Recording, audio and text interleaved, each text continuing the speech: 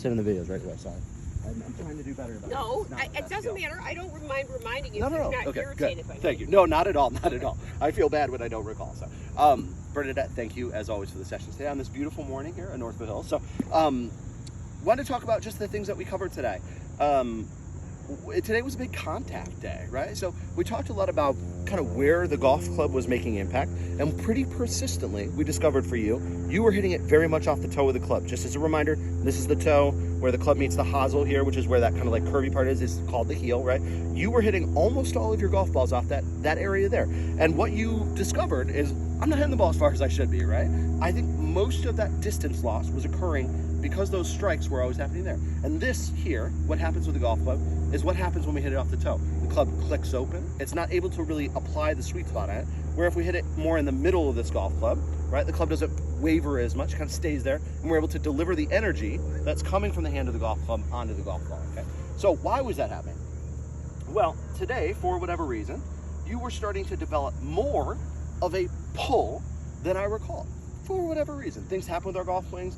I think perhaps this is a cascading failure, which means you started to hit a few balls off the toe. You probably got a little frustrated with like, the ball's not going very far. I should hit it further. What will often happen then? People start pulling harder to try and make the golf ball go further, right? When that happened, you then hit it more off the toe, right? And start to create some of those shots there. You can see the impact there, right there on that area there. Ball spins off to the right, doesn't have much power, right? So we talked a lot about what creates that pull and how we can mitigate it, right? So from the top of our backswing, we started to talk about letting gravity take some effect. Rather than us applying all this force early and pulling that club outward, letting it feel like the club is going to, you use the word droop, which I kind of liked. I'd never used it before, but letting the club kind of droop and fall a little bit here, and then going ahead and turning on through that golf ball and hitting it. And I think we saw some very good results that way. You'll have to be a little cautious about how much we do it, right?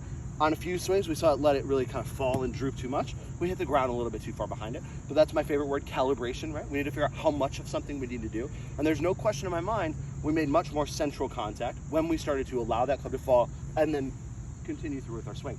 The one thing that I will also mention is, for whatever reason, and probably something related perhaps to the pulling aspect that you were creating a little bit too much of, right as you were getting ready to hit your ball, sometimes you would creep the club a little bit closer to your body, okay? So you would start there and then just kind of pull it as you were getting ready to go. And I think that was making it slightly worse. So we focused on that. I didn't belabor the point with you too much, but just making sure that golf club was set up nice and central, gave you a little bit of focus and improved that piece a little bit. So I think both those things were working together to make that impact much more effective as we went a little bit further along.